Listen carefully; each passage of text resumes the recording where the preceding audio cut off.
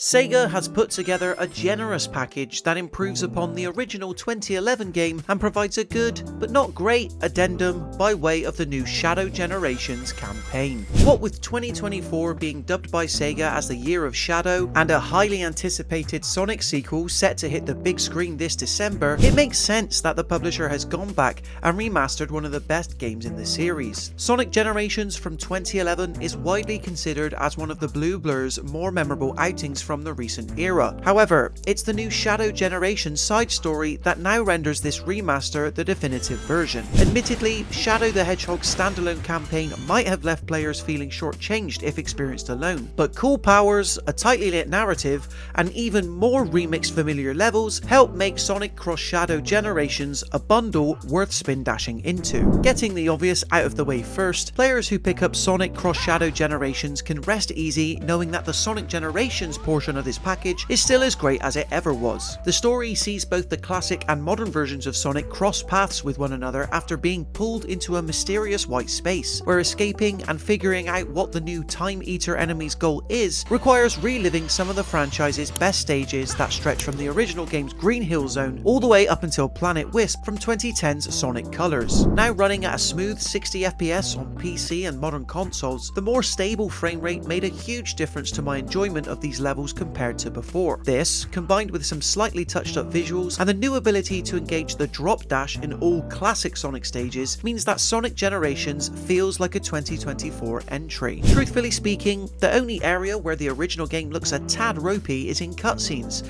that appear during significant story moments, and that's largely because character animations feel mechanical by today's standards. It also would have been nice to see the Nintendo 3DS version of Sonic Generations levels accounted for here in some way. Alas, even with that said, bombing it through 2D and 3D interpretations of Sonic Adventure 2 Cityscape, Seaside Hill from Sonic Heroes, and others is still a pure joy, and it's always fun to see how each translates to the dimension it wasn't originally presented in. Of course, for most players, it's the new Shadow Generations campaign that serves as the main draw of this remastered package. That's why I'm pleased to report what it offers is a tad meatier than what you typically expect from your standard piece of DLC or add-on content. Sega makes this clear right away by separating the two pieces of Sonic Cross Shadow Generations in the menu, with the latter made playable instantly. If I had to compare this package to anything in terms of how it's handled, it'd be Super Mario 3D World plus Bowser's Fury from 2021 on the Nintendo Switch. Because similar to how that game bolted on a small but still significant new game onto a pre-existing title, Shadow Generations functions in much the same way. Shadow Generations sees the titular Dark Hedgehog sucked into the white space just as Sonic is in the main game, but it's handled in a far different manner, as your main hub, traversing the white space, now plays out in full 3D, with the area full of collectibles to seek out and purchase using tokens collected throughout this side campaign's batch of levels. This one choice alone gives Shadow Generations a more premiere and sizable feel than I was initially expecting, a fact that further hit home after witnessing all the subtle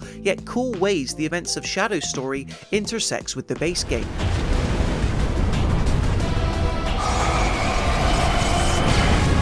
It would have been easy for Sega to tack on a string of Shadow-themed levels and call it a day, but it mirrors the approach seen in Sonic Generations and iterates upon it in more ways than one. One of the biggest ways Shadow Generations does this is by giving each remixed level both an Act 1 and an Act 2. This might seem strange considering that Shadow the Hedgehog was introduced long after the series had already transitioned to 3D, but the folks over at Sonic Team have fun with this premise and find a way to make it work. Rather than play out in totally 2D fashion as seen in Sonic Generations, Shadow's versions play out across a more isometric perspective, paying tribute to the franchise's side-scrolling origins while still making it feel new. Act 1 levels play out in a more traditional 3D fashion by comparison, but all are equally as thrilling to watch and run through, whether it involves Shadow grinding on a rail through collapsed buildings or sprouting wings to take on a boss through the air. Because yes, in addition to Shadow's core Chaos Control ability, which lets him temporarily slow down time to overcome obstacles, Shadow Generations introduces what's called Doom powers. Taking their name from Shadow's returning arch-nemesis, Black Doom, new ones are granted every few levels to offer up a slightly fresh spin on the fast-moving gameplay. What's called Doom Spears were my favourite of the bunch, letting Shadow target multiple enemies at once while pausing the action to take them down all at the same time. All are not created equal, however, and it becomes clear the more the campaign rolls on that certain Doom powers have to be used at certain moments in stages around the time that they're introduced. And while all work well within Act 1 levels, I find that Doom powers translated less sharply to Act 2 levels with the isometric perspective, to the point that progressing through some of these stage routes became awkward. Then there's the fact that Shadow Generations can technically be beaten in one sitting. It took me just under 3 hours in total to see his story play out from beginning to end, even with some minor exploration of the white space here and there. That's why it's hard for me to recommend Sonic Cross Shadow Generations purely on the strength of the latter component alone, despite how thrilling and set-piece driven the bulk of its stages can be. Luckily, Sonic Generations is still a great extra, and seeing Sonic games post-2010 get the 2D/3D generation-style treatment is often a treat in and of itself. It might be brief, but the Shadow Generations campaign